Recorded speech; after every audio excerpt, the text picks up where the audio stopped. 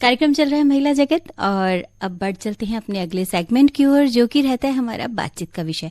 और आज का जो बातचीत का विषय है ना, वो भाई बहुत खास है। कहते हैं कि योग करे हम सभी योग करे, दूर सभी हम रोग करे, वरदान मिला जो हमको हम उसका उपयोग करें। जी हाँ, आज की बातचीत रहने वाली है खास योग के ऊपर, और वो भी गर्मियों में जो खास कौन से योग हैं जो हमें करने चाहिए। सखियों, वर्ष के सबसे लंबे दिन 21 जून को अंतर्राष्ट्रीय योग दिवस पूरे विश्व में ही मनाया जाता है। योग का प्रचार प्रसार आज पूरे विश्व में हो चुका है। देश ही नहीं बल्कि देश के बाहर भी इसको अपनाया जा रहा है, जो कि हम सबके लिए बड़े गर्व की बात है कि भारत की संस्कृति पूरे विश्व में अपने पैर पसार रही है। योग अपनाने से आपको न सिर्फ शारीरिक स्वास्थ्य में मदद मिलती है, बल्कि मानसिक परेशानियों से उभरने में भी आप सक्षम हो पाते हैं। ढेर सारी फायदे हैं। किस तरीके से किया जाना चाहिए योग, प्राणायाम, ये आसन किस तरीके से करना चाहिए, किन किन बातों का खास ध्यान रखना चाहिए, ये ढेर सारी जानकारी आज हम आपको दिलवाएंगे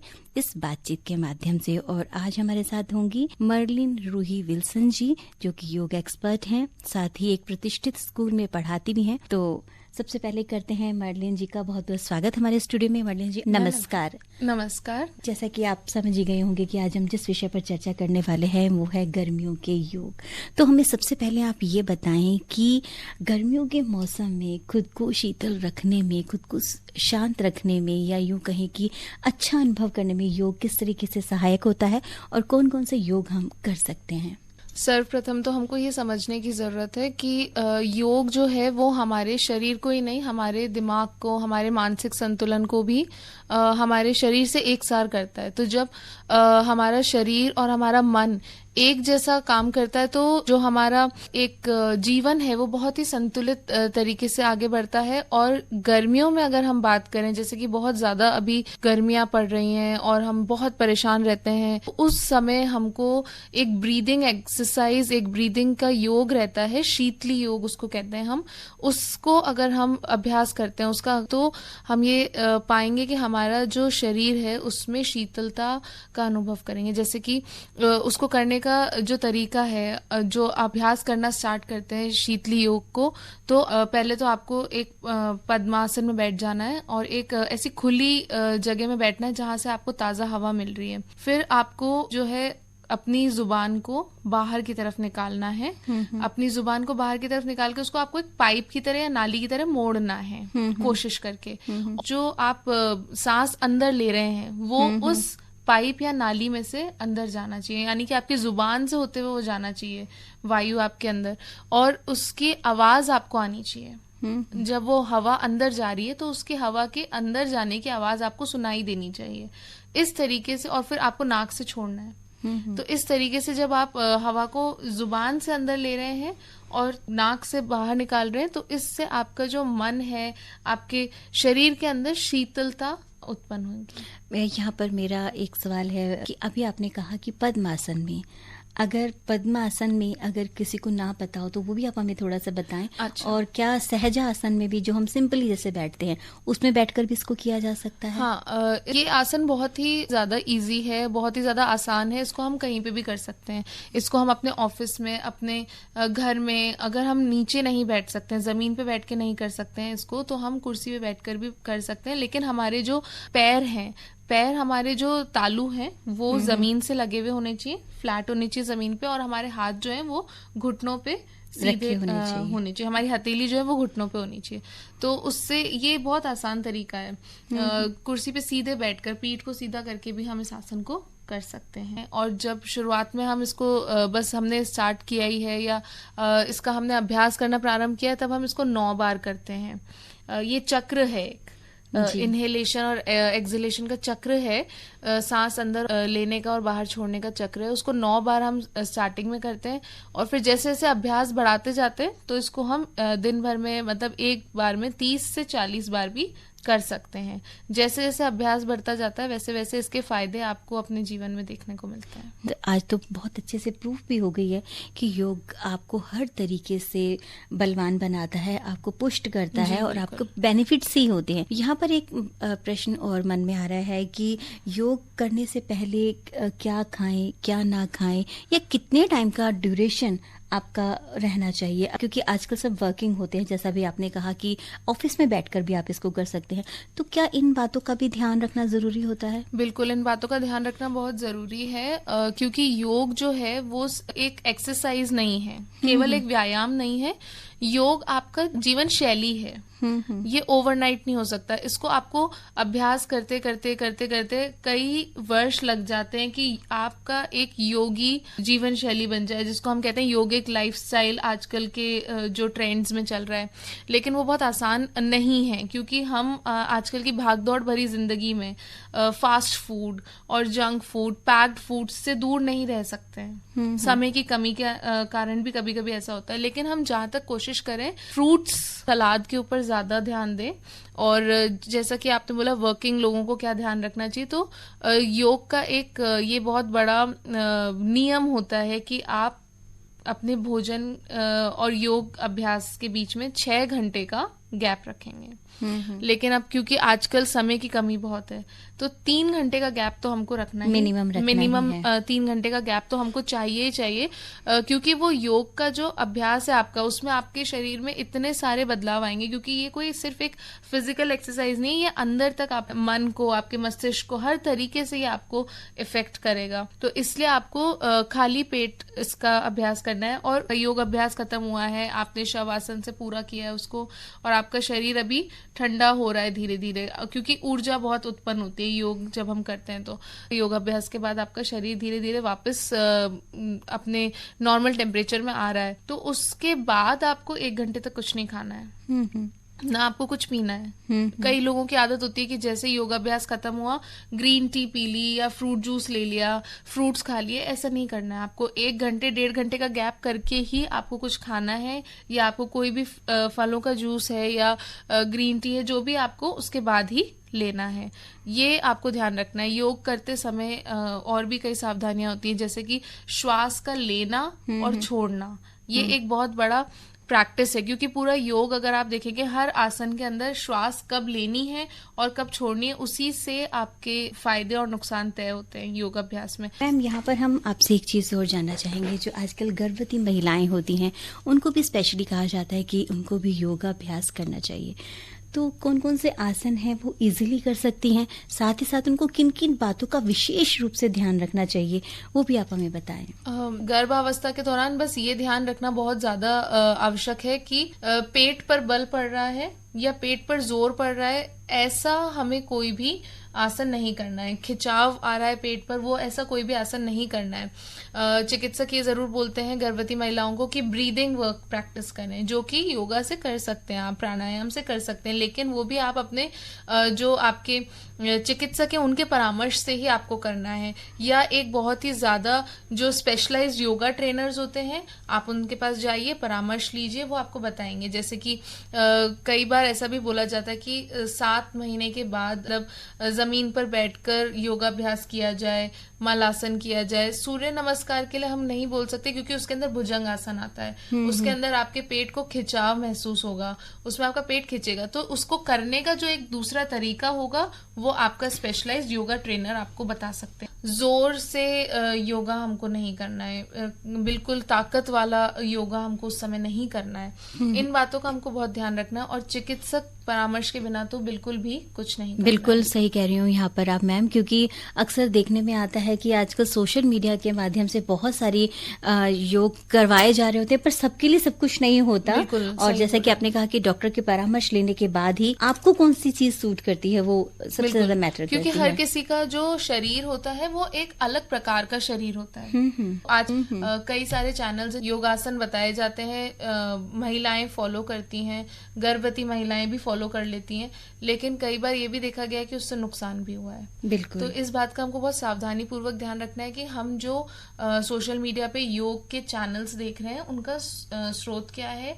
और यहाँ पर एक चीज और जानना चाहूंगी कि जैसे कि आजकल की जो बच्चियां हैं, उनको पीसीओडी की प्रॉब्लम रहती है या और कई तरह की परेशानियां उनको आती है, तो इसमें भी क्या योग हेल्प कर सकता है? बिल्कुल। पीसीओडी और पीसीओएस जो है वो एक बहुत ही ज्यादा आम मैं बीमारी नहीं कहते इसको, लेकिन एक बहुत ज्यादा आम हमारा हेल्थ इशू बन चुका है। ये सिंड्रोम है, ये हर दूसरे बच्चे को, आपको बच्ची को देखने को मिलता है।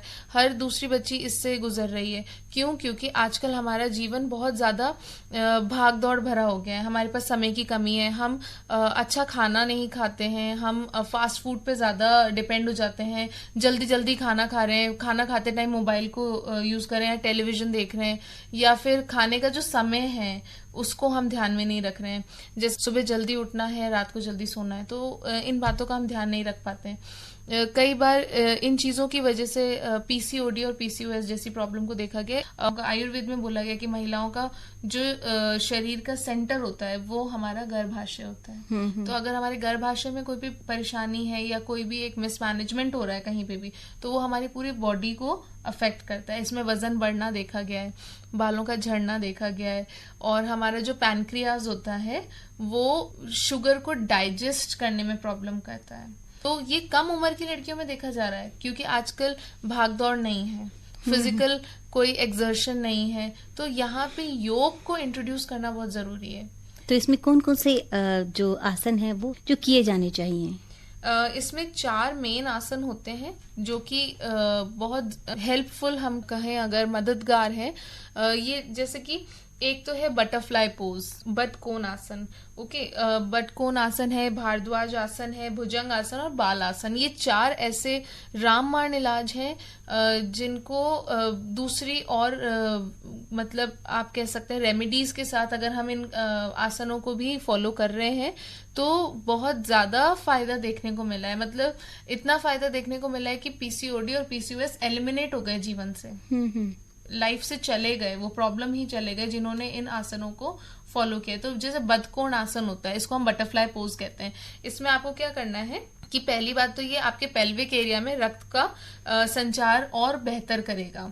इससे आपको आराम मिलता है, इससे आपका तनाव कम होता है, और जो आपके मतलब पेल्विक एरिया के जितने भी ऑर्गन्स है, प्रजनन अंग है, उनमें रक्त का संचार हो रहा है।